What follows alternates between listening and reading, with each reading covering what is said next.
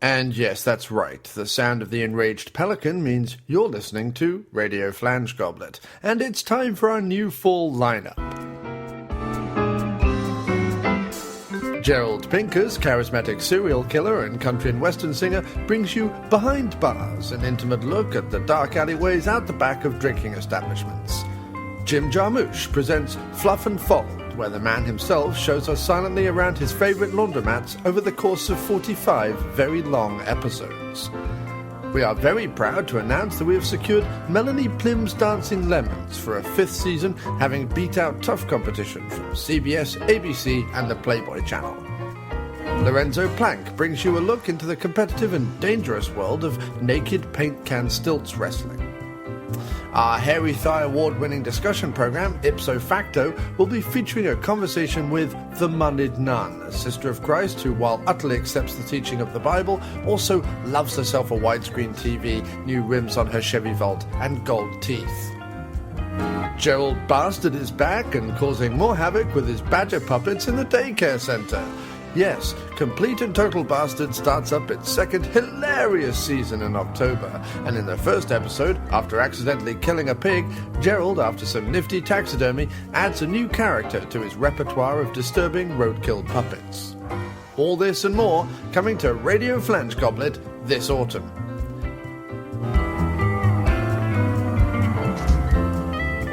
Sadly, due to a lawsuit, we will not be able to bring you Gordon Ramsay Gynecologist as advertised.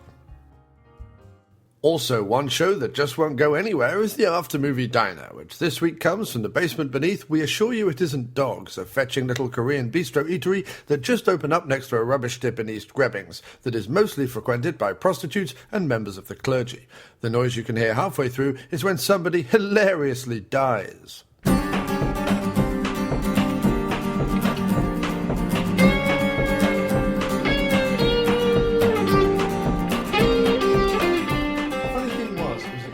Foot long and almost entirely bald. Hi, hello, and welcome to yet another episode of the After Movie Diner, and I hope you're all sitting comfortably, I hope you're all well fed, and I hope you're all ready for this fun-filled, fat-packed episode of the After Movie Diner. Yet another cracking one we've got for you. I do so very much hope you think so. Just before we go into the main film chat, I just want to mention, of course, that if you are enjoying the After Movie Diner, then you can sponsor us or become a patron of the diner over at www.patreon.com/aftermoviediner. That's www.patreon, which is patreon.com/aftermoviediner. Go over there, and for as low as $1 per show, or 70p if you're in the UK, you can sponsor or become a patron of the show. However, the more you donate, the more perks and rewards you get. So please do go over there and take a look. Lots of great stuff up for grabs. That is www.patreon.com, Patreon/After Movie Diner. Go on, let us know that you love us and donate to the show and keep us in business and keep me alive. That would be absolutely fantastic. Thank you so very much.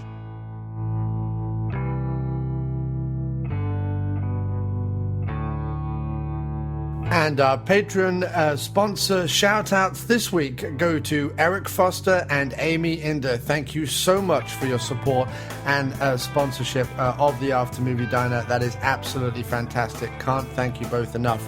That is Eric Foster and Amy Inder. Thank you for becoming patrons of the After Movie Diner. I also can't urge people listening enough to go and rate and review the After Movie Diner wherever you find the ability to do so.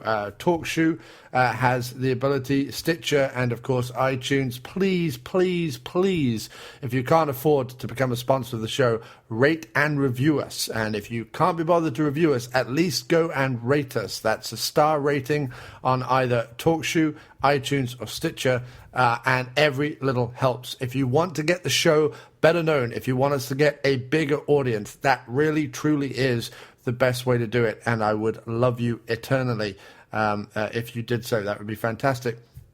Lastly, go ahead and bookmark www.aftermoviediner.com, where not only this show, but also Dr. Action and the Kick-Ass Kid, Crosstalk, B-Movie Bargain Bin, and a whole other shows live and breathe, along with news about movies, interviews with key movie people, and reviews. We often have competitions as well, so don't forget to bookmark www.aftermoviediner.com. Thanks ever so much for listening to these messages. Thanks ever so much for listening to the After Movie Diner. And now, on with the show. What do you want to say to me? I'm here to listen to whatever you have to say. I'm going to kill you, Father. Certainly a startling opening line. Do you think it was an idle threat? I don't know. I'm not sure. If you're not sure, means it's possible. Body of Christ. Things you hear in confessions these days. Do you know what felching is? I do know what felching is, yeah. I had to look it up. That's what I've always liked about you, Father. You're just a little too sharp for this parish. Interesting man, you father. A good man, a fine man. Nobody around here has a bad word to say about him. Makes you wonder what he's hiding. I'm going to kill you because you're innocent. I give you enough time to put your house in order. Sunday week, let's say. Could I have a word in private? I hope we don't get locked in here. We'll have to make love to keep warm.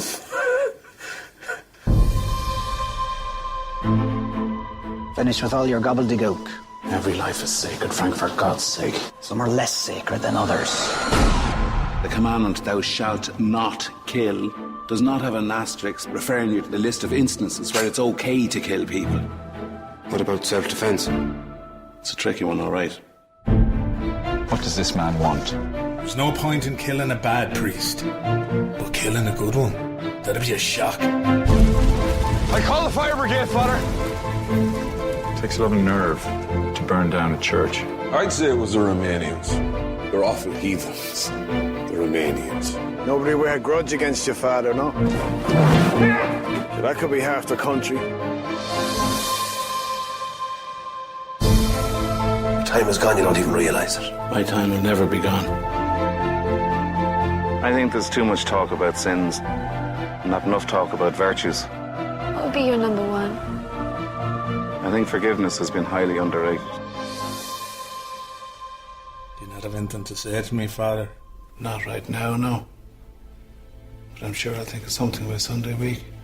Okay, so we've got milkshakes going. So people, we're going to be able to give you the full review of this diner if you're ever in Midtown West. Well, slightly higher. 60th in Amsterdam, near Lincoln Center. 60th in Amsterdam. I guess it's the beginning of the Upper West Side. I guess. Where does the Upper West Side start? I honestly haven't got a clue. Or does the Upper East Side start? The 70s, right? Yeah, I guess so. Anyway, we're on 60 and Amsterdam. We're in the Olympic Flame Diner. It's got some nice neon going on. It's got a big chunky clock, which I'm rather a fan of. Currently unlit, unfortunately. It's got some nice booths, some orange and some olive booths. Yeah, they're nice. Nice and open. So are you ready? Yeah, we're all ready, so thank you very much. Yes. Okay. I'm going to get the flame omelette. Olympic flame omelette. And could I just have toast with that? No potatoes. Potatoes and toast, right? Yeah. And no potatoes. No potatoes. But you want a toast? Yes, the toast. A whole wheat toast, yeah. Whole wheat toast, no potatoes. Is one check all together, nothing? Yeah. Can I get a bison burger deluxe? Yeah. And I'll get that with bacon and Swiss on it, please. Bacon, sweet cheese. Swiss cheese, yeah. How you like cook? Medium well, please. Medium well. Yes. Thank you so much. Oh no, thank you, sir. Thanks, Looking man. forward to it. Cheers, thank you. Yeah, but it's very nice. Yeah, nice diner. Frightfully nice gentleman just served us. Wonderful array of cakes in the revolving display. Yeah. It's the difference between a good diner and a bad diner, I think, is when you look at the revolving cake display, you either go, ugh, yeah, or you go, ooh. It's either been there a long while. This is an ooh. No, look, there's some really nice looking cakes. It's making me want to eat their cakes. The one on the corner of 2nd and 86 has that as well. Yeah. Makes me want to eat their cakes. Yeah, well, they're really nice in there. They're really friendly. The Vian one, well, it used to be the Vian, now it's called something else, right? Now it's called like 2nd Avenue Diner or something. Yeah, I'm not sure, but the best one is the 2nd Avenue Deli that happens to be on 1st Avenue, which I've never figured out. There's one down on, I think it's like 1st and 6th. But I painted the sign. You want me to change the sign now? No, Why did you think that? But no, it's a chain because there's a 2nd Avenue deli somewhere else. I'm like, none of these are on 2nd Avenue. I don't really understand what's going on there. Sit down, my son, and let me tell you the tale of the time when we owned a deli on 2nd Avenue. Back in the day when there were only 2 avenues. Okay, in terms of milkshake, it's not quite a black and white because there isn't enough vanilla in it, although there is vanilla in it, I can tell by stirring. But it's bloody tasty. Mine's strawberry very It is bloody tasty. Okay, so far milkshake's good mark. Yeah. And yours have got chunks of strawberries in it, which means Also it must good, be like a proper ice cream. I would think so, yes. So that's the mark so far. We will come back to the Olympic Flame Diner at the end and give our review of the meal, the vegetables, one might say. But now we've got the, I think, difficult task of talking about Calvary. Given that we normally excel at talking about films starring Christian Slater, or Lawrence Fishburne, in which everybody involved wishes they had more money. Right. Whereas this movie, okay, so this is, I'm not going to remember any of the names, but it's by one of the McDonagh brothers. Yes, John Michael? Yes, John Michael McDonagh. And there's 2 McDonagh brothers. One has become readily famous for In Bruges, which was kind of a slow-burning sleeper hit once it hit video. And also he started off with a lot of he did a lot of hit plays, The Cripple of Inishmore and anyway, Martin McDonagh. Okay, so he did In Bruges, which he followed up with 7 Psychopaths, which people either loved or hated because there was a lot of like referential writer and film knowledge humour in it that kind of fit, but it either put you off or you either embraced it. I actually really loved it because, of course, Waits had a cameo. Yeah, I would like to, I still haven't seen it. Christopher Walken was in it. He was great. It was put my straw in the wrong way around. A lot of fun. You put your straw in upside down. You made a It's boob. crazy. It's crazy straw. He made a boob, ladies and gentlemen. So I enjoyed 7 Psychopaths, but what it did was it teetered. And the reason why I'm bringing this up because I have a comment about Calvary later, which may echo this a little bit, not to the same extent, but it did teeter very much on the edge of being up its own arse or not being up its own arse. It avoided it just because of, and I have to say it avoided it just because of the strength of Colin Farrell, Sam Rockwell, Walken, Waits. Like the cast were very good. I feel in other hands it could have turned into like a 2 Days in the Valley kind of mess. Not that that's a terrible movie, but there are moments of up its own bottomness, which is not really well. So then, on the other hand, this bloke, John Michael, who also did The Guard, right? He also did The Guard, which I don't know. They were both, I presume, from Irish stock, but both weirdly were actually raised in England. They weren't raised in Ireland at all. Oh right, I didn't realise that. And both have, well, I've only seen this guy interviewed, but he has an English accent, not an Irish accent, although he is clearly by his name Irish. And clearly by the subject matter and by where he has chosen to make his films feels a very strong attachment to Ireland. Well, that is actually a whole story. Yes, I know. Yeah. That's cool. And also a strong attachment to Ireland without too much of a hate the English or hate the Yanks or hate the whatever kind of vibe. There's the odd snide remark, but I feel it's all within. A lot of Irish films can get very kind of like it depends piss everybody else. Well, they can. But I mean, this was both this and The Guard are charmingly free of it to some extent.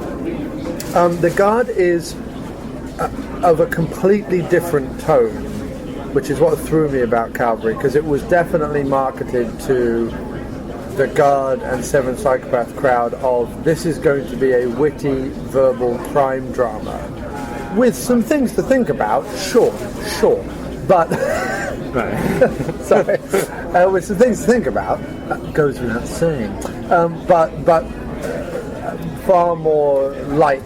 Like I was expecting a little bit of conflict about the whole. Do I defend myself? Don't I defend myself? And then maybe Gleeson was going to become a kick-ass priest. In which case, let's but I'm talking about the trailer from No, I know, but assume that people don't know what it is we're talking about. So, do you want I can give a very quick. Give us the thing while I try and wrestle with this literal lump of milkshake. Yeah.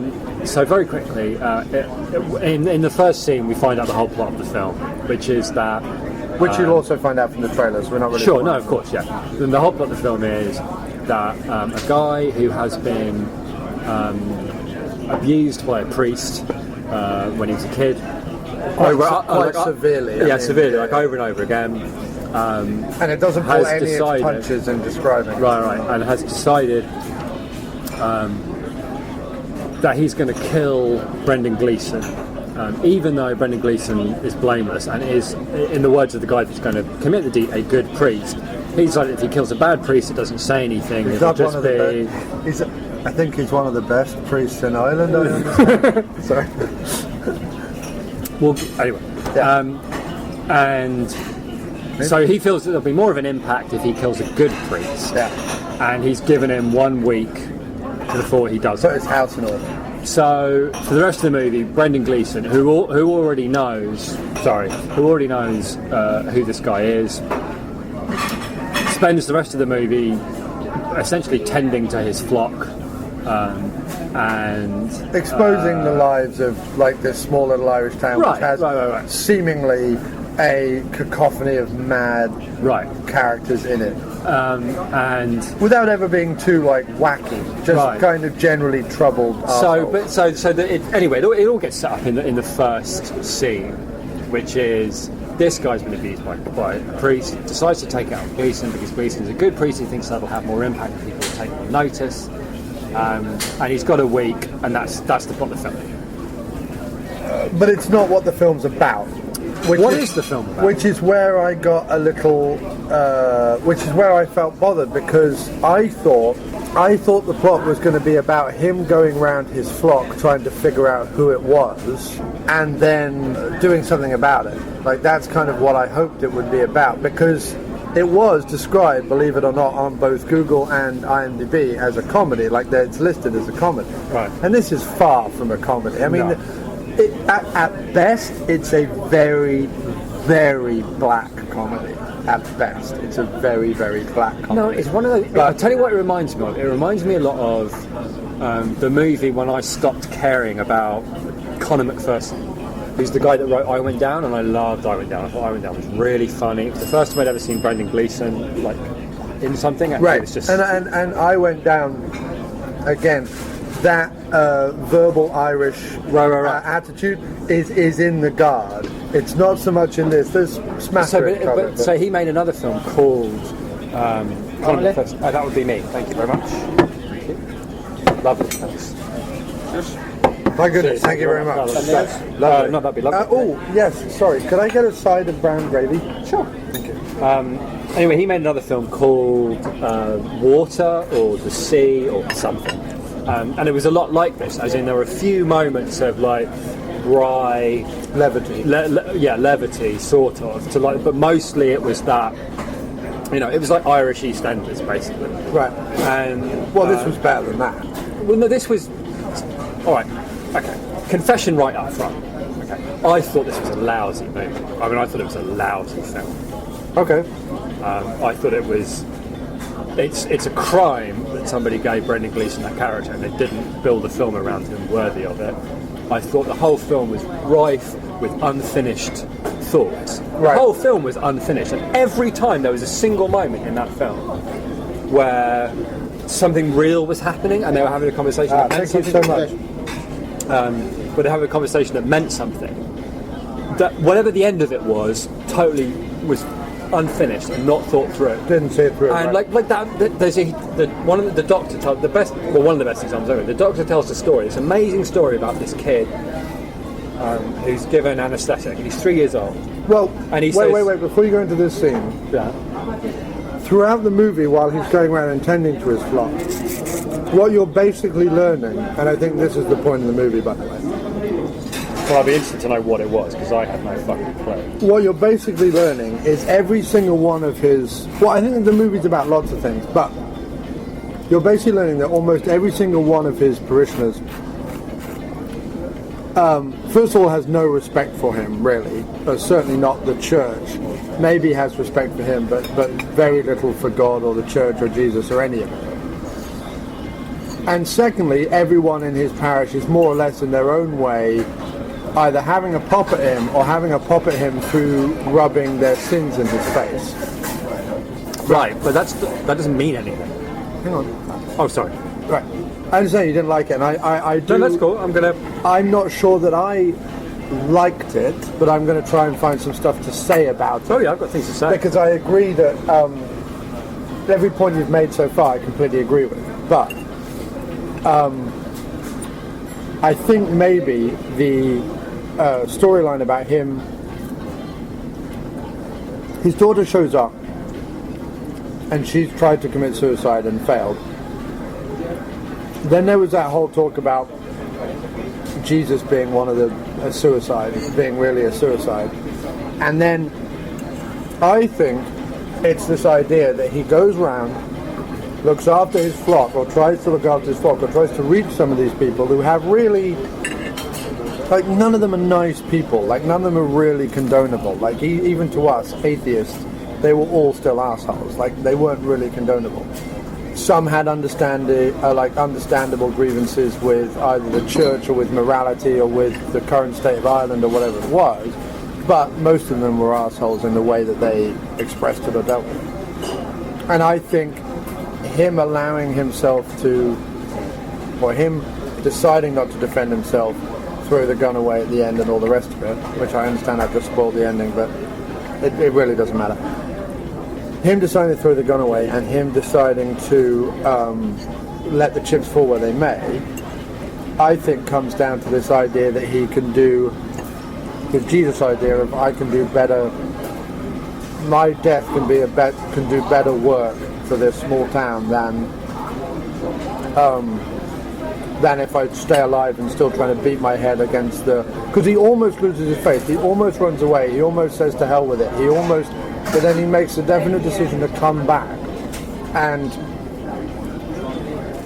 he realizes he's not reaching anyone the way he's trying to reach them, by in other words, being there, listening to them, offering some advice or whatever it is. He feels like he's made peace with his daughter, he feels like his church is gone, his dog is gone, like... I just think he sees it as a final act of martyrdom. Everything is okay, gentlemen. Everything is lovely. Thank you very much. Yes. Lovely. Thank you very much, man. Right. That's what I think it is at the end of the movie. I think within the movie, then there is a discussion on the Catholic Church, discussion on Ireland today, the discussion on lots of other things. But here's my point, right? My problem with the whole movie was it was a series. Like, there's no doubt that the guy's intelligent, and there's no doubt that the guy can write, but he doesn't have anything to say. My problem is he doesn't have anything to say. It's all very well like pointing at the Catholic Church and going, "Whoa, the Catholic Church," right? And everyone's taking it like, "Oh, he's not crass enough to take a stand." He doesn't have anything to say about any of these things. I understand what your point, but it doesn't say anything. Nothing he does makes any difference, right? Nobody makes an interesting point about anything. Anytime anybody's getting within spitting distance of like a genuinely affecting scene, like where like it's real and meaningful and what have you, it just fritters away. Okay, my point about the story about the kid. Oh yeah, sorry. He's telling the story, right? The doctor. Right, but the reason why I brought it up is that the people in the town keep trying to have a go at him, and this story is initially presented as just another one of those occasions. Anyway, right. Carry on. But anyway, it's an amazing story, and it asks real questions about what that would be like, and how can God exist in a world where this 3-year-old kid wakes up after anesthesia goes wrong, which is not the story I wanted to hear, given that I'm around 7 tomorrow, but wakes up deaf, dumb, blind, and paralyzed. And the guy says, imagine waking up and you're in the dark and you can't speak and you can't hear and no one's coming. It was like really well done and really well acted. I don't really rate that guy anyway. No, he's awful, but yeah. But it was well done. It was a great scene. Even though it was the classic, I'm just going to walk up to somebody in a movie and start telling a really affecting story, which I fucking hate. So much of the movie was like, this is like a deadpan Irish 2 Days in the Valley, and we're a bunch of quirky characters with our crazy stories. Anyway, but he tells this incredibly affecting story, and the whole point, the whole power of the story is that that when you're stuck in there's no voice, right? You can't speak, you can't let how you're feeling be known. You're abandoned and alone. And then at the end of it, like right at the end of the whole speech, when he's describing how you would feel, how you would be alone, he goes, and left alone and howling with despair.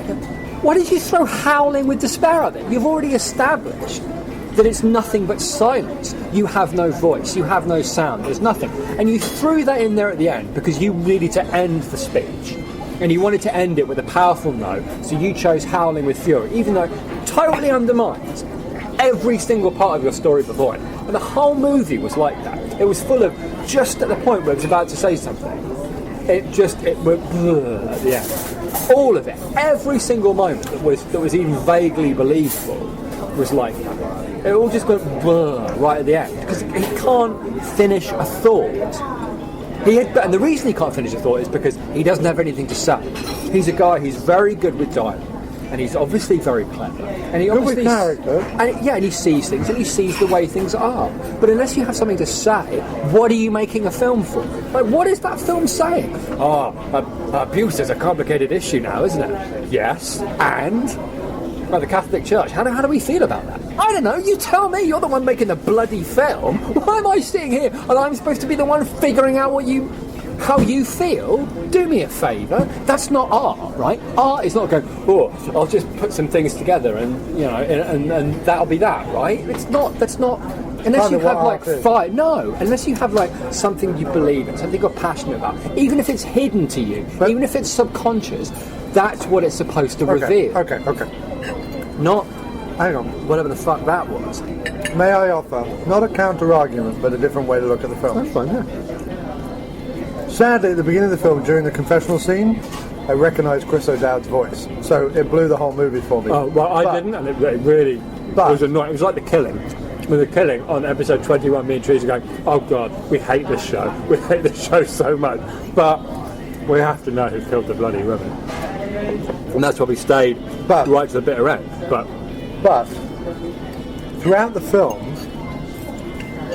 you're assuming, quite rightly or wrongly, I don't know, that the movie is actually a movie made to make a bunch of points that it doesn't make successfully. What if that whole scene was meant for the audience? Like, I think a lot of it, while he's going around trying to put his parishioners' lives back on order, and while he's genuinely trying to be possibly the best priest, if not the second best priest. You're the second best priest, if not the best. No, he's under liars instead of twats. But it may be that those scenes where characters suddenly are riling him up or espousing their own selfish bullshit at him, and he's powerless to stop it because he's the good priest and he's not going to do anything about it. I think maybe that scene is put in there as much to like tell an effective story about can you really still believe that there's a God when stuff like this happens. I think it's also put in there to make you think, well, maybe it's the Doctor. I think there are scenes in there. I think it's meant to be you're meant to be sat there going, well, who is it? That's totally cool. But you're missing my. I understand what you're saying, and I get that. Although it was clumsy and it wasn't very well executed, but I do get the point. That's not what I'm saying. I'm accusing him directly of being unable to finish interesting points that he makes. And the reason he's unable to... No, I understand that. Okay, another good example. When he... Just let me finish. Another good example is when he turns to the other priest, right? Because I'm making a serious thing. I'm not talking about themes. I'm talking about how there are moments in the film where he is unable to finish his own thoughts. But if we were watching a whodunit, right, and there were scenes in it like that, you wouldn't care. That's my point. I understand what you're saying. You did care because you were watching it the same way I was watching it. It's like, what is this film getting at? But I'm saying, what if he meant, and failed, but what if he meant to really make it a whodunit, but not a whodunit where Gleeson's actually trying to go around and figure it out, but a whodunit where, by his interactions with the parishioners, we're meant to be trying to figure it out. No, I'm sure that's part of what's going on. Because otherwise, why the scene with the bow-tied guy talking about wanting to kill people? Why the scene with... No, I get you. And that's not a bad strategy. Although... No, it ultimately failed because we weren't watching it like that. So okay, that's my point. I didn't know it was O'Dowd. I just didn't care. Oh, okay. I mean, I did in that kind of like, oh God, like I'm saying, like The Killing. I didn't care, but I had to know. However... That's why... But that's not my point. Dylan Moran shows up at the end, you're meant to think maybe it's him. Yeah, no, I get it. I get that... I'm no quarrel with the structure of the movie. I've no quarrel with doing it that way. Sorry. That's not my point. He's obviously trying to make points about things, and he nearly gets there. Like, I'm not accusing him of being a hack, or of it's just. No, it's one step away from succeeding, the movie. That's it. It's one sad step away from succeeding. But I'm saying I think the reason for that is because he doesn't have anything to say. He doesn't know what he wants to say about any of it. He takes all these weighty themes. Okay, for example, right, the other priest. Okay, here's a guy who's palpably not fit for the priesthood, like comically but not actually funny. So, right? Well, but he's probably a more accurate representation of people in the but only in a priesthood. cartoon. I mean, there's way too many cartoons in the whole film anyway. I'm sorry, I don't think you can go around and talk about the Catholic Church and the state of modern Ireland and sex abuse scandals and people it with grotesques. You know, it was the Tarantino grotesques is what they all were. None of them were real characters. They were all like, oh, and this is the guy that, like the guy that the male prostitute that played Paul and talked to American, like possibly the most annoying film character of the last 10 years. I include Chris Tucker in The Fifth Element in that. I mean, he was that annoying as far as I was concerned. Anyway. Yeah, he was pretty horrendous. Anyway. I'm trying to give the film some but just when Brendan Gleeson is drunk, right, and finally turns to the guy and says, why are you even a priest? You should be an accountant. Well, that's a good point, right?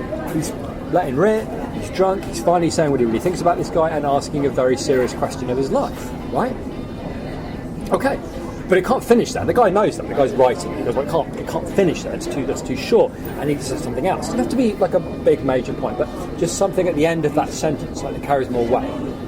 Now, what he needs to do is he needs to illustrate that point, of what he's trying to say, why he's wrong, by throwing something else in there.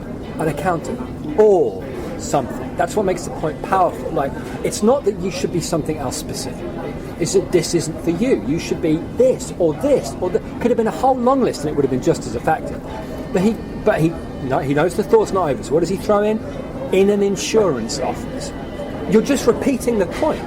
Accountant. Everything that in an insurance office says about his character is said by you should be an accountant. So why is that there? Why is it there? Okay. I'll go stop you there. While I appreciate where you're coming from, that is a particularly writery thing to But that's observe. what it's supposed to be. That's supposed to be its strength. No. I understand. I think that, unfortunately, I sat and watched the film going, let's back up a bit, because it's getting kind of... your criticism of it is becoming like a dense quagmire that I'm going to kind of now wade through a little bit. I don't think so. I think I'm making one point. No, I understand where you're coming from. And on some occasions you've got a point. On that occasion I think you're looking at it with too much of a writer's head, which might be completely fair, but I'm just saying. No, I understand that sometimes when I don't think regular audiences would give a fuck about but you're missing... I'm not saying people are going to react to that and go, oh dear, well that's not very good writing, is it? Nobody gives a shit about that. They don't care if they're swept along. I am only making one point, which is the guy can't follow through with the good ideas that he has. Right. And I'm using that as an illustration of that, because there's no greater illustration. Okay, fair enough, from a writer's point of view. Right. But which is a legitimate point of view, by the way. I'm not attacking. I know, I'm saying it's not about being overly clever about it or overly analytical at all. I'm using that as an illustration of a very simple point, which is he can't ever follow through. Now, I don't know sometimes why, because of the quality of the writing, but I am really affected by speeches or characters. And sometimes the writing doesn't even need to be that good. It can be like the quality of the acting. But because it was such a wordy film, and it wasn't like, okay, there was a lot of light and dark and, sweeping shots of the sea and all the rest of it, but it wasn't as if it was like masterfully or showily directed. It was well directed. It was Brendan Gleeson and the writing. That was what was supposed to be carrying the movie. So I notice if the writing isn't very good, that's my point. I don't think he can't follow through.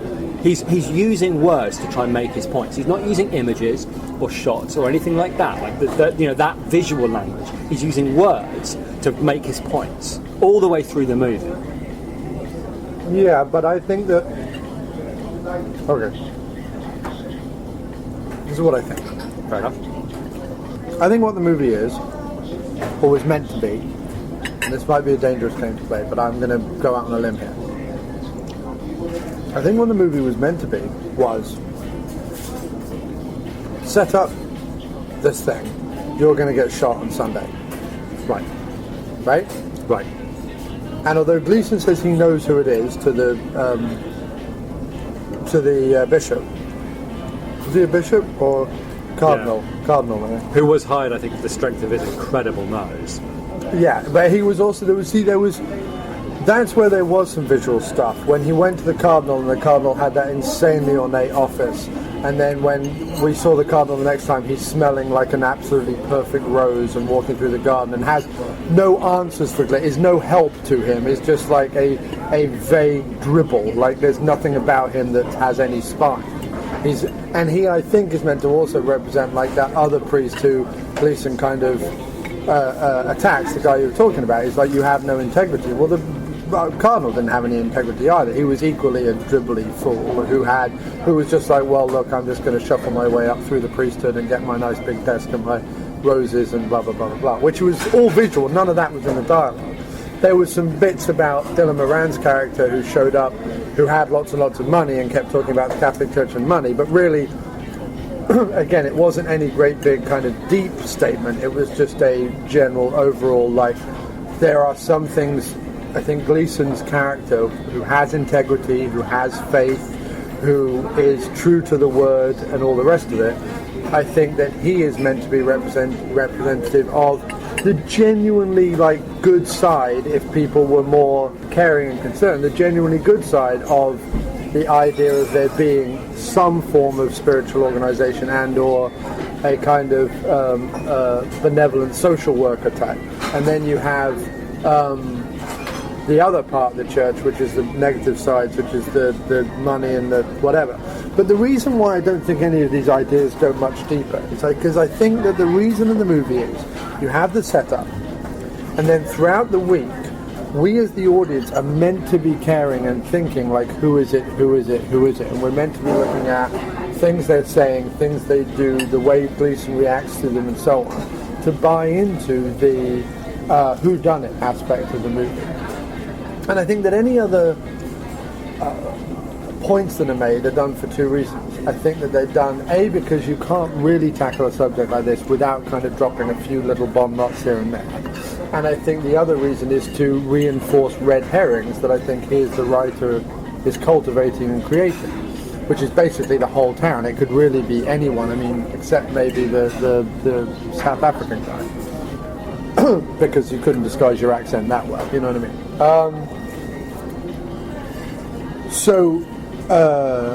And then I think the thing that he is wrestling with throughout the whole movie is like Gleeson's faith and what is Gleeson going to do, and is he going to break the commandments, and is he going to stop being a good priest in order to save his life, or is he going to be a good priest to the end and sacrifice his life, and what do those things mean, and so on. Now, that's what I think he was at. That's the actual intention. I think that the things that you're bringing up come about because whatever his actual intention was, and I don't know, funny enough, Sylvester Stallone recently, when asked about directing again, said the problem with directing that he finds is it's like trying to get dressed for your wedding in a dark cupboard, meaning that you go in and you're trying to prepare for like one of the most important things you'll ever do, and you come out in like one red shoe and half a dress and a hat and whatever, and there's a good point in that. And the good point is that when you watch Calvary, there's nothing I could say as someone who's watched the many movies or point to, well, that didn't work, or that didn't work, or that didn't work, or that didn't work, as to why we both came out of it unsatisfied and not feeling the whodunit plot and not feeling the Gleeson wrestling with what he was going to do or any of that as a character, until with hindsight I can kind of put the pieces together and talk about it, but I didn't sit there watching the movie thinking those things, and I can't point to, except you're right, maybe the odd slip in the writing, but I wasn't as focused on that as you were, so I can't point to why it is it doesn't successfully play out in that three-act or that arc of a story like it should do. It seemed really like a fairly dour, fairly long, fairly slow scenes from an Irish town with this wraparound idea of on Sunday he's going to die. But I never felt the weight of the decision about his death or him putting his house in order.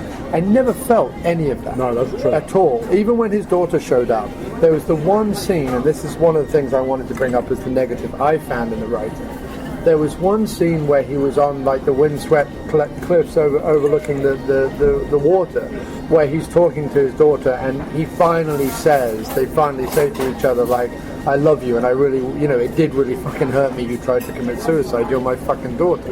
And they had danced around it. There was a weird scene where they were filmed in confessional, which didn't really work, because you were like, well, why would they have gone down to confessional to talk about this? It was kind of an arty device rather than a realistic one. It didn't play into their relationship at all, especially as you, before that, seen them on like deck chairs sat out in the lawn, like, why weren't they talking about it then? That seemed odd. But my biggest problem was that there were two scenes in this movie.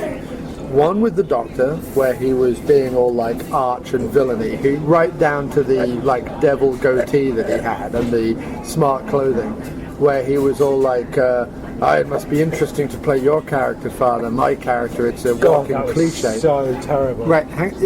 Sorry. He says, my character's a walking cliche, the atheistic doctor, 10% humanitarian and 90% killer, or whatever he said. Anyway. Sorry, it's just so delicious for milk. I apologise. And then when they were up on the cliff, they start talking about 3-act structure, and she says, like, I don't know what the 3-act structure twist would be, or whatever he says. And then they admit that they love each other, admit that they were hurt by each other, they kind of forgive each other, and then he's like, how's that for a 3-act twist? I'm like, okay, no, wait a minute, this priest is not talking, like, this character up until this point would have no reason to be talking about filmic stuff. And where it worked in Seven Psychopaths, because Colin Farrell's character was a writer, you can't just slip in like, we're in a movie, by the way. It's like, you can if it was like a knockabout comedy, but it is filmed, acted, and presented as a very dark, dour, serious film. There is no light subject in this, and while you could quite easily watch it as a black comedy, and there were bits where I did laugh out loud at like the black comediness of it, there was stuff. I can laugh at most things, alright? I can laugh at most things and have done in my podcast, but there were subjects in this I could not be laughing at, even the way they were presenting it. So him suddenly talking about 3-act twists, I was like, this just doesn't feel authentic. Do you mind if And do you know what it was? It was the clever writer trying to undermine the fact that he'd finally done something a little sentimental, and that bothered me. I'm saying, my feeling is, and I'm not a big one for romance or sentimentality in movies necessarily, but when you have a moment like that, which this film had certainly earned, because it needed like a moment where you could get emotionally invested, don't undercut it, let it actually play out. See, this is the thing. I think that what I was saying before about he doesn't have anything to say, and that's undermining the whole movie. Things like that, like the decision to do that, the decision to have the doctor talk about describe his own character in isolation. You're looking at the scene, you're looking at the page, or while you're filming it, or whatever. It might seem like a good idea, because that could lead to that quite good line about 10% this and whatever. And I'm a writer, and that's funny, and that's cool, and I'll stick it in. If in the absence of like something that he wants to say, then all the decisions, all the good ideas are in there, and how they actually rub up against each other doesn't become apparent until you put the whole thing together, and it just doesn't work. Now, the thing you're saying about that emotional moment, I think one of the biggest problems the movie had is it didn't have any, and I think the reason why it wasn't satisfying is it didn't have any moments. The dog moment should have been a moment, and it totally died, right? Yeah. And you know why? Because he cut away from it. And there's Gleeson, like the two bits where Gleeson's like, some truly phenomenal acting. When he first goes in and like puts his nuzzles the dog on the bed. That was really because he has nothing in his room. Right, nothing in his room. He has no love in his life except the dog. Right. That's and then he finds the dog again, and he does this it's like amazing acting. And just as he's getting going, it cuts away to him digging. What did you? And there were so many things like that where it was like, this is what I mean. In the absence of knowing what you want to say, you don't know how long things should last or where things should go. You just think, okay, well, I'm done with with that idea, so off we go. And there's no rhythm to it. There's no feeling that one thing... The whole thing, there was no feeling of one scene flowing into another. He just kept walking into rooms and talking to like unbelievable people, you know. And his the way he acted, don't get me wrong, I would watch Brendan Gleeson peel an orange for an hour. No, I agree. No, the one thing we have to say is that he is superb in this film. Completely amazing and totally wasted, because he just keeps shoving this great character into rooms with unbelievable people and going, well, I don't really know what the point of this is, but I've got some clever dialogue, so let's see what happens. Yeah.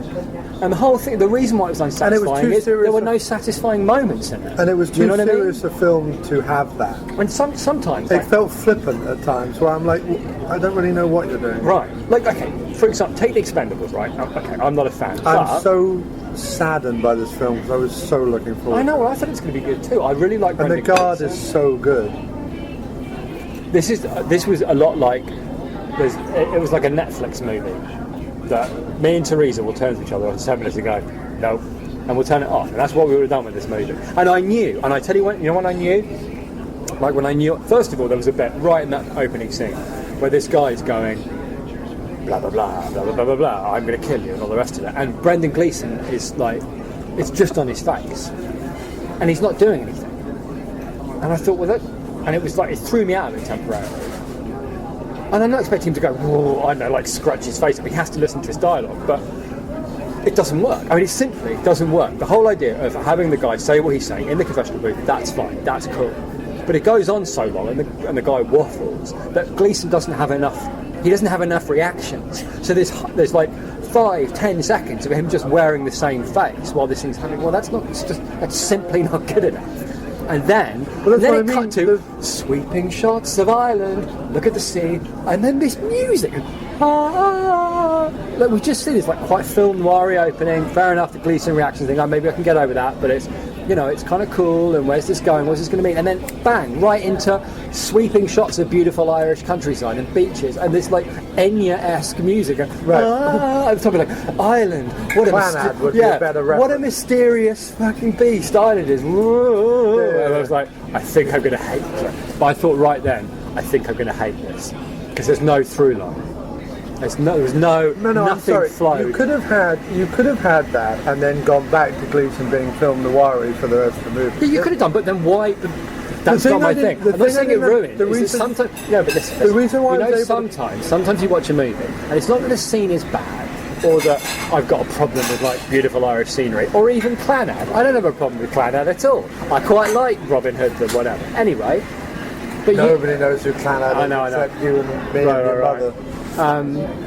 But you know, sometimes you just get that thing where you think, you just get a glimpse of like the filmmaker's like decisions or talent or whatever, and it's not like that it's wrong. You go, hang on, you know what I mean? Like just a little tickle in the back of your brain that goes, I'm not sure. Just in the same way you sometimes get that goes, I think I'm going to really like with Bagman. We knew after about 2-3 minutes, we both had the same tickle in the back of my mind.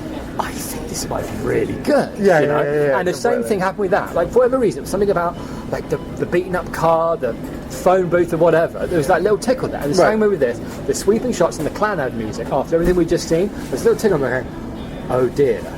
Yeah. And that was it. But it was just, oh dear.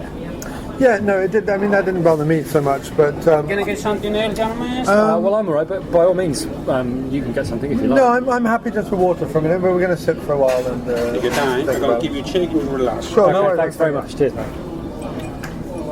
But, no, I agree. I was disappointed. The problem is, to do the movie... The way the movie is set up is that the rest of the film is going to be about Gleeson trying to figure something out or trying to stop it, or like, and then the film was actually about him trying to help everyone else, right? And that's why it's called Calvary, right? It's called Calvary because that was like where Christ was killed, right?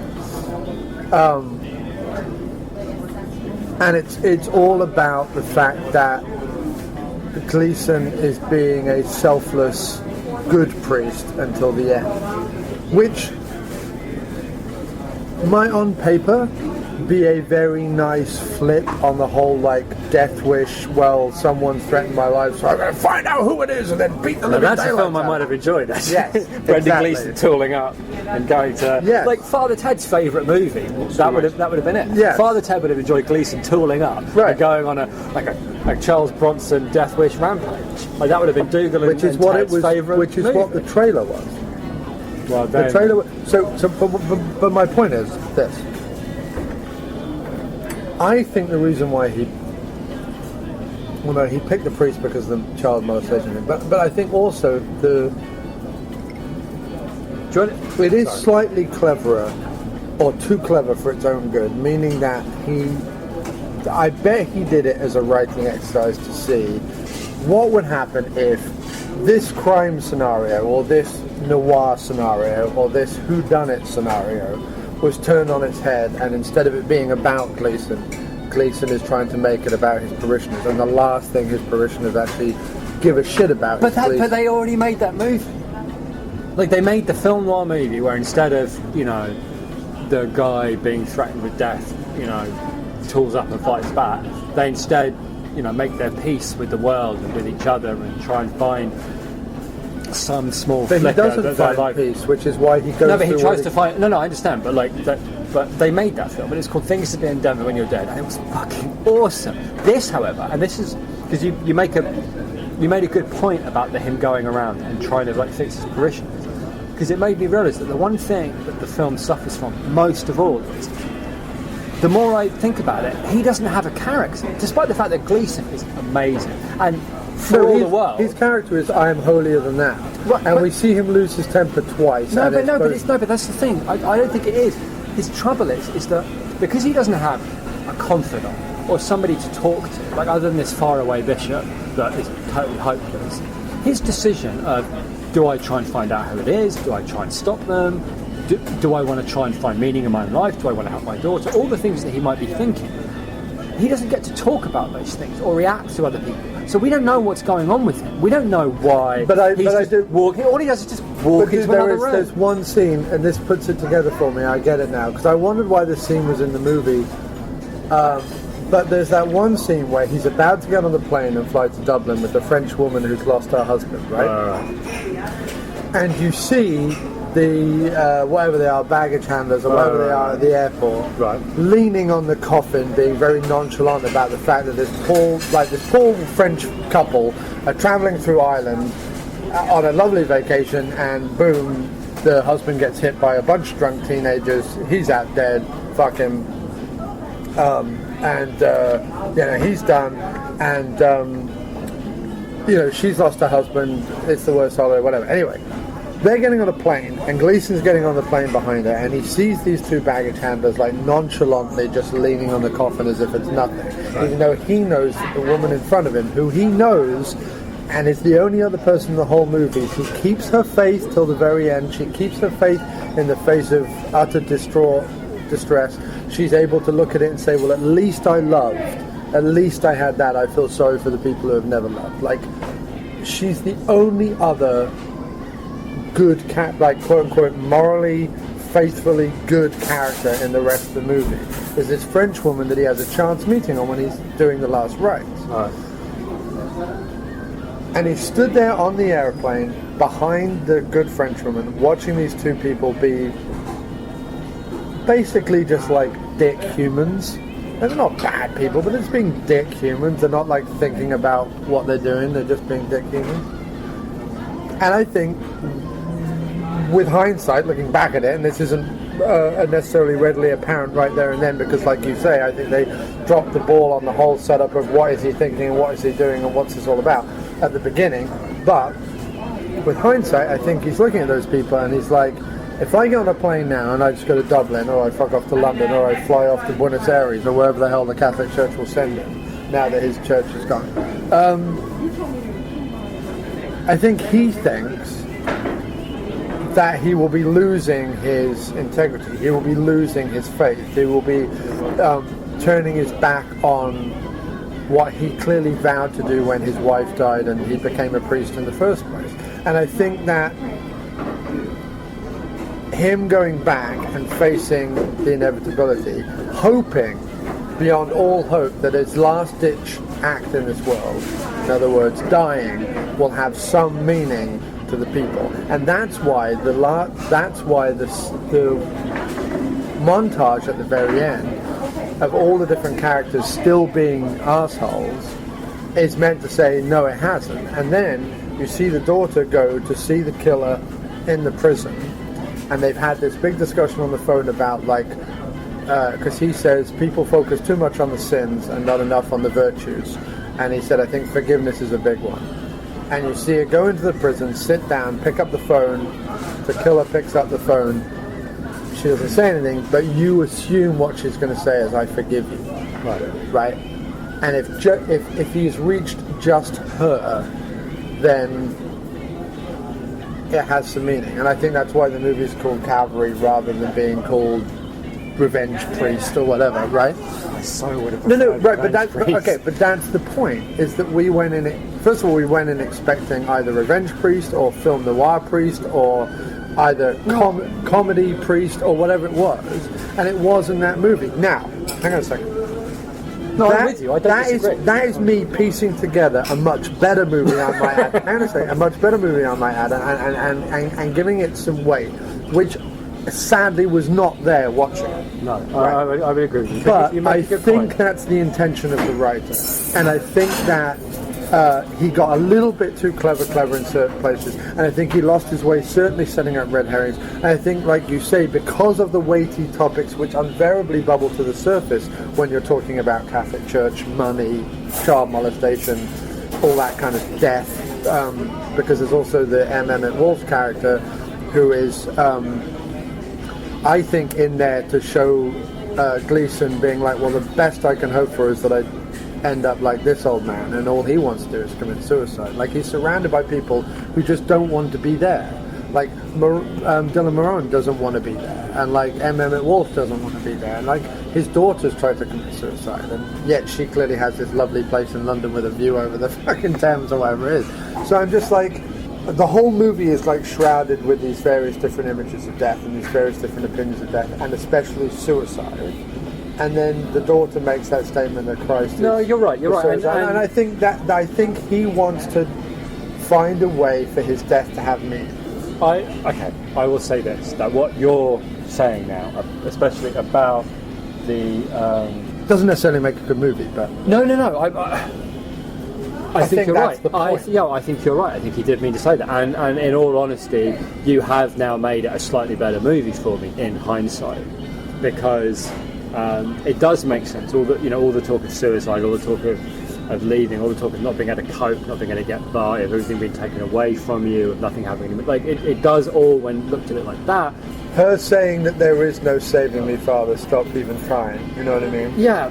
He's surrounded by people who are just like, fuck you and fuck the church. No, and it's not uninteresting to talk about. All he's tried to do is be a good man. To talk about the role of the church, but the message that you have. But the thing is, I don't know. I just feel like when you're talking about, it's sort of like, all right, if it's meant to be, at least to some degree, like a biography, as it were, of the Catholic Church right now. Any good biography of somebody needs to have like a through line. You know what I mean? You don't even read a biography of somebody that you admire, like whoever, Lennon or whatever. When they like John Lennon, you're saying. When you say Lennon, it could come across like Lenin, and then. Oh, I see. Yeah. Vladimir Ilyin. V.I. Lenin. What makes a good biography is that you have something to say about that person. You want to explore their life. It can go off in tangents and have interesting things, that take off in interesting directions you weren't expecting. But there's something that you want to find out about them. There's something that you want to say, and that's what ties it all together. You know what I mean? Otherwise, it's just like. But I think it had that. No, I don't think it did. I don't think it did have anything to say. It had. No, I think that when you were watching it, it didn't necessarily come across, but I think it was. We learned enough about Gleeson to understand like why he did what he did.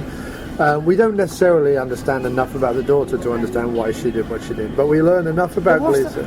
For example, with her, she turned up. I mean, the whole thing was a melodramatic contrivance anyway. Like for her to turn up, and it's like that's fine. I've got no problem with melodramatic writers necessarily. But if she's going to turn up, what does she do? She sits there. Every interaction that they have isn't really real. Isn't really sent. Like the whole thing where did I ever tell you the story about whatever, and then she narrates the story back to him, and it's kind of like bored, way, and it's not an interesting story. I didn't even catch all of it or what it meant, and he goes, "Oh, it's not very poetic," and then that's it. That's the end of the scene. Well, what was that scene even in there for? Right. You know, and then right at the end, when they're walking along, and she goes, "Oh, I forgive you because you left," and she said the sentence, and this really emotional moment. She's trying to express how losing her mother and then having a father who happened to join the priesthood would have made her feel. She's presumably devastated. And again, an interesting character, an interesting idea, something to express. And how does she express that? She looks at him and goes, "It just felt like I lost 2 parents for the price of 1. What? What kind of a line is that? Right. What does that even mean? Let's unpack. What's the price of 1 parent lost? Like, do you know what I mean? Like, right. What is that? And that was like, oh, well, I'll always be there for you. The end of our relationship, apparently. Well, she knows that. I mean, it's not as if she'd had a problem with, oh, you're never there for me, and like, that's not their relationship. Clearly, any time she comes back, he will not judge her, not get angry with her, welcome her in. So the idea of him not being there for her is not an issue. Abandoning her, or her, or not being near her all the time, so she had quite. Right. So these are all things, but not what she's forgiving him for. No. Oh, well, I forgive you for, not being there. But he is there. He's always there for you. So what the fuck is the point of all this? And then she just gets on the train and goes. Why was she even around? What was the point? There's too much of the movie that was she like was that. Another spectre of death. No, I get... She was the... Yeah, but you have to imagine... She was the point delivery system. She was the. I think how you interpret the movie and how you've explained it makes me like the movie more. And I think you're right, and I think that is what he was trying to say.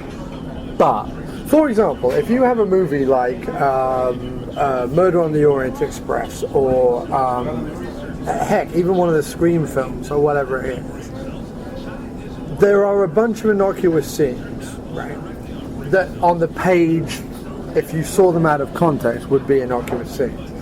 But because of the way Craven films them, because of the way he stores them, because of the way the actors play them, which it wouldn't be realistic at all, you're like, oh, wait a minute, it's red herring here. Like and then you're on the edge of your seat because you're in the hands of a filmmaker who knows what I'm basically dealing with here is like pulp bullshit, like it's pulp slasher nonsense. But as long as I make this person a little bit arch or a little bit annoying or a little bit aggressive, even when they wouldn't probably be in real life, and as long as I score it a certain way. This is from St. Elmo's Fire, and I'm kind of secretly digging that this is playing right now. I love St. Elmo's Fire. Schumacher. Now there was a powerhouse filmmaker. Actually, I think Schumacher gets a bad rap because of the Batman movies. Most of the other films he's made have been great. Well, okay, I like what Schumacher films do I like.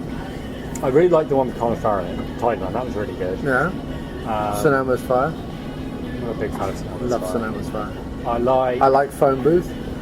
Phone Booth is pretty good. Flatliners. I like Flatliners. He's done all it. I'm telling you. I don't like the Lost Boys. Schumacher is someone who gets. Still believe. Yeah. But it was the 80s. You know what? But I'll say this. One thing. Another I'm movie. Still digging on the St. Elmo's Fire. Another movie this reminds me of is Seeking a Friend at the End of the World. What? Similarly, in terms of the writing, I think if another... Nothing like No, because... I didn't finish my point, by the way, but okay. Oh, I'm sorry. Oh, yeah. No. St. Elmo's Fire thing. No, my point was, because Craven does a certain way, blah, blah, blah, blah, blah, you're on the edge of your seat going, well, okay, I've got to watch that person, and maybe it's that person, and then you're constantly, throughout the movie, right, especially Scream 2 is the most successful, except the reveal at the end, which is terrible, but if you look at Scream 2, it's the most successful one in absolutely making every single person in the cast, even people you're supposed to trust from the previous movie, a possible suspect throughout the whole movie. Now, take any one of those scenes out, and it's just people talking about whatever. It's innocuous. But this is But if you, but put together a bit of like a typical like Psycho-esque Bernard Herrmann type score, and you know, a few like japes, capers, attack scenes, slasher scenes, whatever, and you've got a relatively entertaining, intense film movie. The problem with this is that it needed to. I agree. It needed to be that. Yeah. If the point of the film is what I've said the point of the film is, which is these are all innocuous scenes which may or may not be red herrings, and the whole point of the matter is that he wants to he decides to continue to keep his faith, continue to be a good man, and to die a good man, and for his death to have meaning. If that's the whole point of it, you've got to be a slightly more artful filmmaker, and I think the film references need to be yanked out of the script. Lines like that fucking one you mentioned about this is actually how I was going to agree with you. And what I was talking about is why I brought up Seeking from the End of the World, because I think you're right. I think what the movie needed to succeed was a director. Right. Sometimes writers shouldn't direct their own stuff, right, because they're not capable of going. You need a director to say, this guy, this scene with her doing the parent story back to him, what's that for? Well, I quite like I don't care if you like it, why is it in here? Right. And he goes, well, find out why this is supposed to be in here, and then go away and write me that scene. Right. Or this line here about I lost you, President Price one. This rubbish. Redraft. Right. And you can't do that. And The Secret Friend at the End of the World was the same. Really lovely setup, great acting, really liked the whole idea of the movie. And all the way through, undercut by all of the scenes are underwritten. They're all underwritten. It's like 2 drafts away. Which she goes, but the line about in that movie about what will you miss most? About now, you know, what will you not be glad to see, you know, to see the back of now that the world's end? And it's a really interesting conversation. You go back and forth on that for like a few minutes, and it could be really funny. And he goes, dentists? End of scene. What do you mean? That's it? Dentists? You know? And it's like, but any director would have said to her, this needs to be longer. More. That's what I'm saying. Maybe, or the Seeking the Friend at the End of the World, which is certainly a much bigger film than this was, it could have been there could have been a more interesting discussion in the scene, because I think it's based on a book or something. No, it's a original screenplay. Yeah, original screenplay. That's the point. It's another writer-director. Okay. That's my point. But I bet the studio was like, why do we have 4 pages of this thing? Get rid of it and just say dentist. There's equally that possibility. Well, it's but I feel like once you give a writer-director... I know what you mean. Yeah, no, that's fair play. That's fair play. And that's what I mean. All the problems that I not have all with writer-directors. No, not all. But then most of them is because they want... Here's the thing. Seeking Friend... And it's invariably where the Coen brothers succeed, because they have 2 people. Right. They can actually sit there and back. But even, like you say, even with Cameron... He should have got his brother... Even Cameron Crowe needs a good slap every now and then. Oh, yeah, of course he does. And the thing is... It would have worked because he needed you, right? But you, as you know, Scorsese or whoever, to go. I see what you're trying to do here. You know, I see it. So as a director, I'm going to draw that out of the script. But look at something like Shutter Island, right? Absolute pulp hokum. Yeah. But Scorsese knows. Like, it's one of the places I actually agree with Kermode. Actually, was when he was saying. Shutter Island is like boom, boom, boom, boom, boom, like everything booms, and the reason why it does is because it's a big Hammer horror style, I really rain, thunder, lightning, booming things, booming whatever, with a couple of great central performances and a completely irrelevant twist that doesn't matter at all and completely ruins the movie. But up until that point, it's bam, bam, bam, and you're on the edge of your seat and you're going, what, where, who, what, why, you know, and it's all really exciting. This had none of that. Like, it had no who, what, why. It might have been that I recognised Chris O'Dowd's thing at the beginning of the movie. Yeah, because I did. Also, there were and this is a big problem for me. There were way too many people that had been in Father Ted in that film. Yes, you know the barman is the guy who wears the I Heart JR. Oh, no, I Shot JR. That's where you went from. Yeah, and the woman who gets out to sea, she was in Father Ted as well.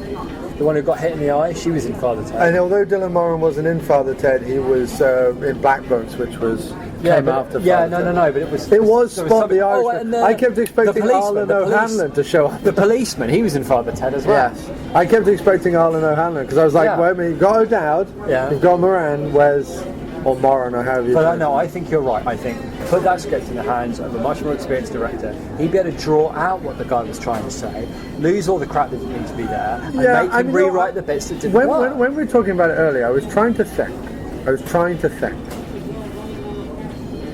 Could you make... Because the reason why he's a priest is twofold. It's the child molestation thing, and it's the Christ symbolism at the end, which, by the way, would also have been driven just a little better home if when he died, he'd kind of stylistically died in the shape of a cross. That would have been slightly better. Also, the double shot through the head with CGI blood, awful. Yeah, awful. It was like...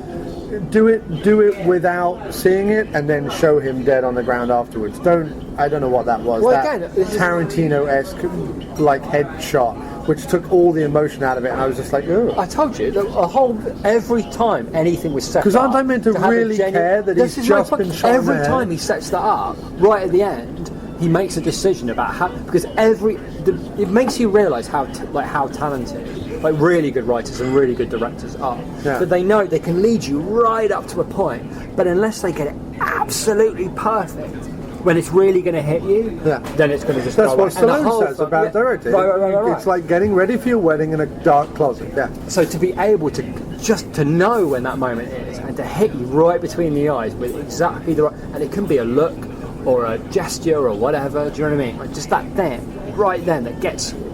That is really good filmmaking, and every time he led you right up to that. Yeah, because the dog thing really affected. I'm not even a dog person, but I agree with you. And then when he came in and buried his it was very effective. Yeah, it was really effective. And then when you saw the fact that he lived a completely almost monastic, bare bones existence, and I kept wondering to myself, I was like, is it really a big thing in the priesthood that you can't get emotional about stuff? Like, why has he chosen not to get emotional about anything? And I get, like, the Irish sense of humour. I get him making a flippant joke about his daughter's suicide, but then I wanted to have some sort of emotional weight, and it was discussed, but it didn't. It wasn't really discussed. No, it wasn't. None of it in any kind of satisfactory sense. And I like the bit where he dances with his daughter. That should have been a like. Yeah, you're right. That was like focus. For some of his minds were on other things. I think the cat didn't focus on something else. No. I tell you what happened was the guy with the bow tie started bouncing up and down behind him for reasons known only to himself. And I think we were supposed to be affected by the fact that he danced even though he didn't like them. Oh. Yeah, you're right. It was like, again, it's all shot through with moments that should have been affecting animals. And the cocaine was one step too far for that woman. Yeah. It's alright her being a sleeping around and abused woman, but you can't have her also doing coke. It almost made her culpable in being punched in the face as well, which did not sit well with me. No, again, it wasn't real. Like, none of them were real characters. No, I don't mean that. I just mean they weren't real characters. They were all ciphers for these ideas of people. No. I mean, I think arguably people like that exist. You can't say that people like that don't exist. No, I'm not saying they don't. And I think he was using. I think the mistake of the reason why he needed to use Small Town Ireland was to tell this very intimate story about this priest. But when you also have to, for the necessity of the story and for the priest's death to have any weight, also examine what human beings en masse are like. In other words, all the faults and all the violence and all the foibles and all the negativity about human beings en masse, which is abuse, sex, drugs, all that stuff. When you have to examine that, setting them all in like quaint little stone cottage, small town Craggy Island, literally Craggy Island. It was. That's what it was. Yeah. When you said it like that, you're expecting us to make this leap that you're going to have the rich, selfish arsehole banker, the coked up, sleeping around adulterous woman who enjoys getting punched in the face. And that's fine, but then it needs to be the mad doctor who puts his cigarettes out in a heart lung operation. If you're going to have larger than life characters, because you're right, if you're going to make that point, and you have to have those characters, and if you're going to put it in a small town, then it's going to be slightly unbelievable. It's going to be a bit. You could have said it in Dublin though, and it would have. You could have done. In fact, his death would have had. If a priest got gunned down in Dublin, it would have arguably even more significance. Yeah, like crowded squares in that moment, that would have been better. But even if you didn't want to go there, then it needs to be funny. And it wasn't funny enough. It wasn't funny enough to justify the cartoonish characters. and it wasn't affecting enough to justify the serious tone. No, we've come to. But you did at least make me see what was trying to happen. But I think But only with hindsight. I wasn't sat there during the movie having big epiphanies about what was going on. I've just put that together after. But it was. I will say this: it was genuinely fun talking to you about it. I did enjoy talking. I didn't feel it's such a shame because if you watch The Guard is a comedy. Like The Guard is a comedy. The Guard is the Irish Columbo. In other words, here's this guy. He's a small town policeman in Ireland. In fact, it was probably filmed in exactly the same small town because whatever.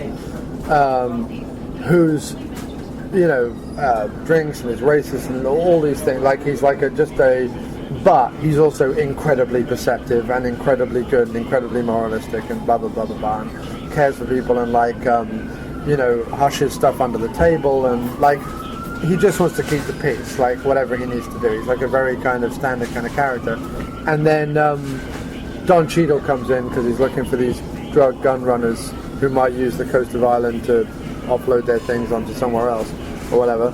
And a mismatched kind of slightly funny buddy comedy cop thing happens, and it has the satisfactory violent ending. It has the shootout, the pier, and the whole bit. Like it has all that kind of stuff, and it's cartooniness and its comedy and all the rest of it is completely justified because you're watching there are smugglers on the coast of Ireland and there's a black FBI agent and a white Irish guy who's like they're going to be at loggerheads, but in the end they're going to agree and then they're going to shoot the bad guys. Like that's the movie you're watching and you're totally down with that and it's great. And there's little things about Ireland and its place in the world and blah blah blah dotted around, but nobody really gives a shit because look, there's John Cheadle and there's Brendan Gleeson, they're being amazing. And that does sound great. But then that's because that's a nice genre film, right? With a bit of a twist, right? Whereas this, I don't know, this either was rushed or seemed too clever, but it certainly wasn't. I think it needed a much more delicate hand. Yeah,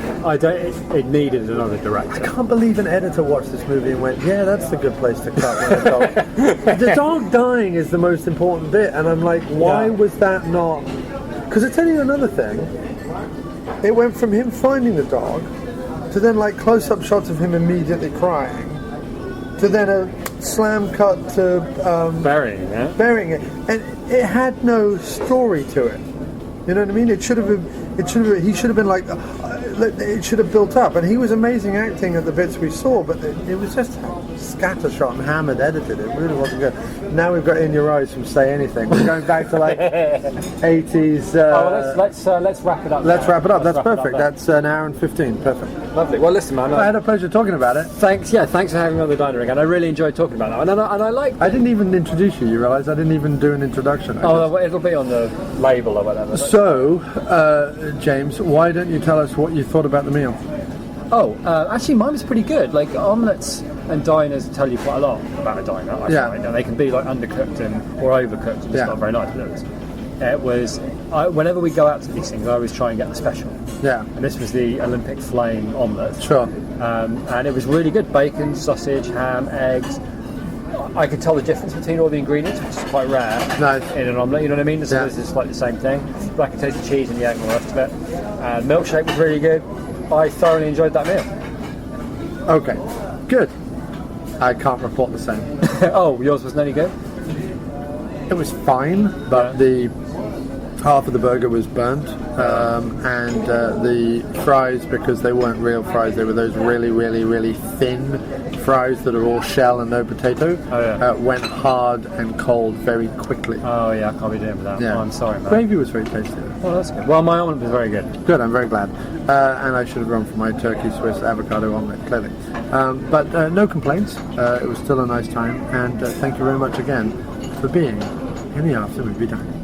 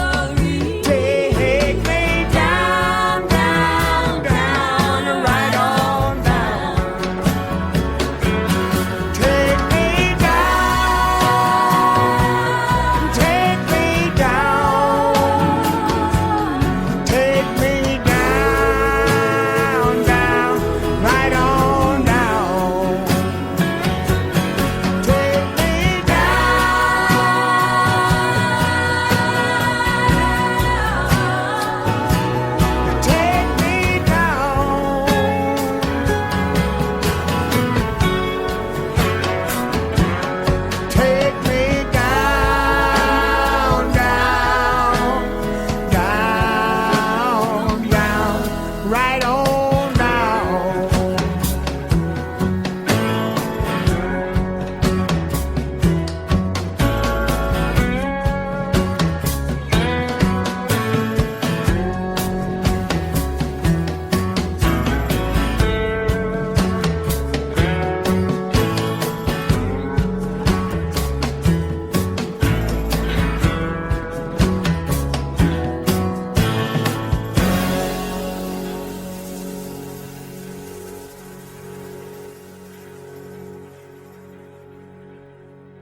There are men, and then there are second unit podcast men. The podcast you've just been listening to is part of the Second Unit Podcast Network. Find all of our shows at 2upn.blogspot.com or on Facebook under the Second Unit Podcast Network. Our fantastic list of shows include Drunk on VHS, We Came from the Basement, No Budget Nightmares, The After Movie Diner, Dr. Action and the Kick-Ass Kid, and Bloodbaths and Boomsticks. Take one podcast into the shower. Don't be a blithering idiot, Alan. We can give you the multiple podcast cleansing system all in one place that your hair deserves. Our programming is available across all platforms, from iTunes to Podomatic, TalkShoe to Stitcher, so you have absolutely no excuse. Listen today, and a free naked person of your choice will be shipped from Thailand to your door in a matter of weeks. The Second Unit Podcast Network, bringing you the action and leaving the boring stuff to the other guys. Bloody hell, who does a girl have to blow around here to get a decent beverage?